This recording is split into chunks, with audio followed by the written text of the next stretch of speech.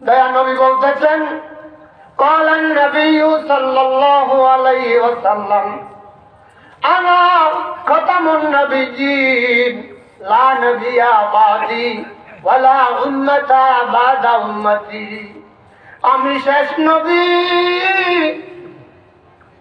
আমার পরে কোন নবী আসবে না, আর আমার উম্মতের পরে আর কোন উম্মত আসবে না।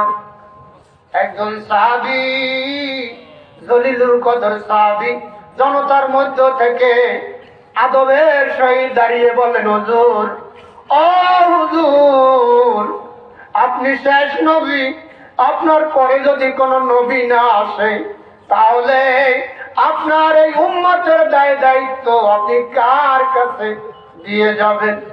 যেহেতু অন্যান্য নবীদের আমলে একজন পয়গম্বর চলে গেছেন, আর একজন পয়গম্বরের কাছে হ্যান্ডওভার করেছেন উম্মতের দায়িত্ব। মুসা আলাইহিস সালাম চলে গেছেন, হারুন আলাইহিস সালাম দায়িত্ব পেয়েছে, এভাবে পর্যায়ক্রমে পেয়েছে। নবী গো, আপনি তো শেষ নবী, আপনার পরে কোন নবী আসবে না, আপনার জবানে শুনলাম, তাহলে এই উম্মতের দায়িত্ব আপনি কার কাছে দিয়ে যাবেন? সাহাবীরা আমাদের জন্য কথাগুলো রেখে গেছে। নবী বলেন, সাহাবীরা রে,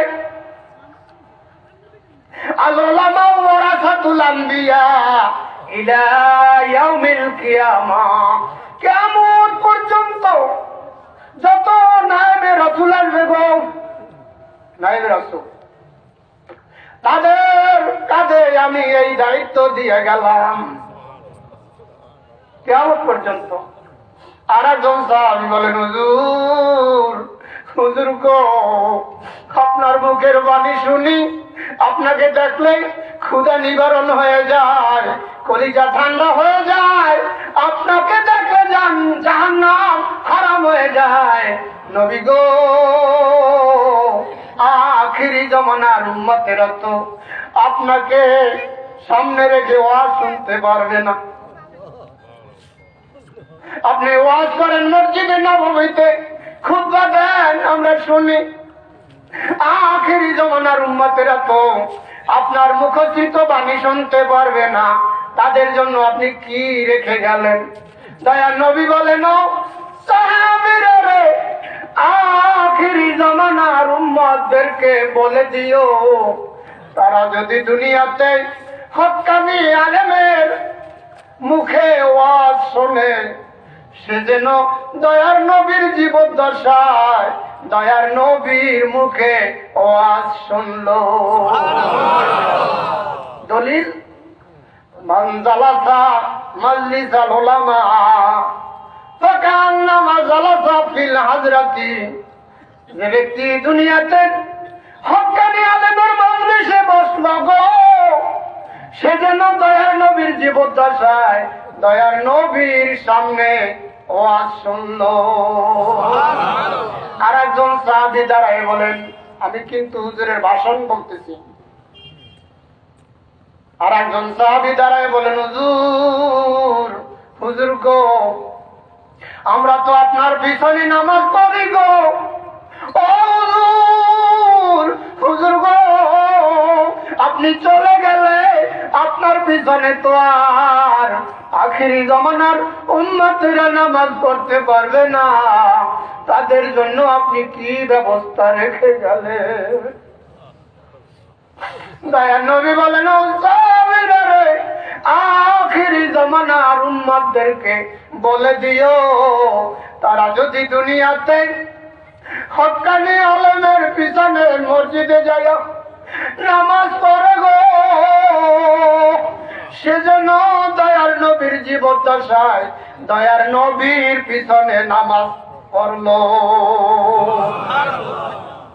দলিল, মান সাল্লা সালাতান খালফা আলিমিন তাকিয়িন ফাকান্নামা সাল্লা সালাতান খালফান নাবিয়্যা, যে ব্যক্তি দুনিয়াতে হক্কানি আলেমের পিছনে নামাজ পড়লো গো, সেজন্য দয়ার নবীর জীবদ্দশায় দয়ার নবীর পিছনে নামাজ পড়লো। ভাইজান, আমরা আখিরি জমানার উম্মত, আমরা কিন্তু দয়ার নবীর পিছনে নামাজ পড়ি।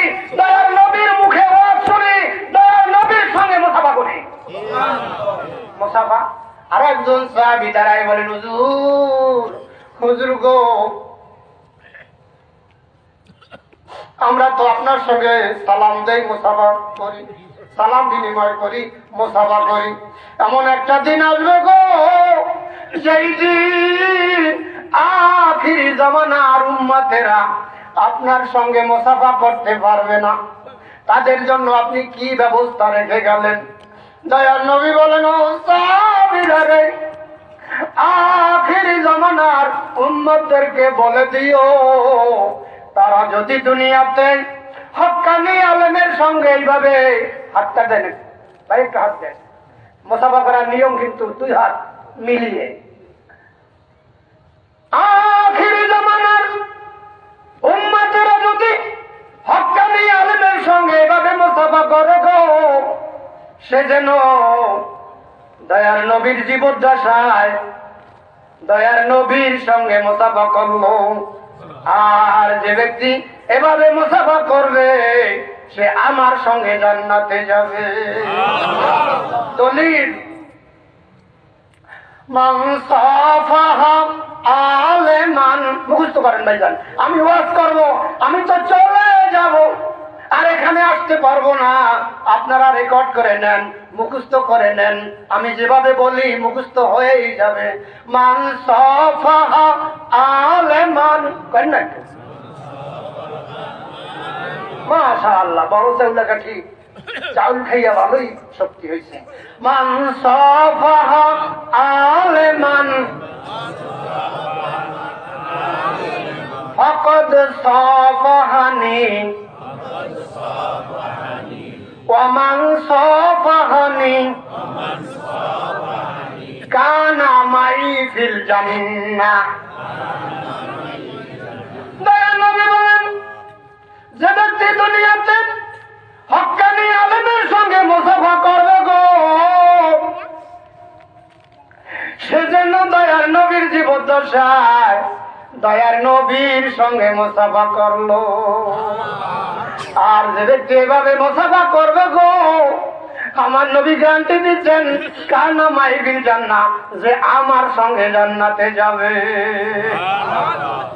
আজকে আপনাদের এই মাহফিলে উজ্জ্বল নক্ষত্র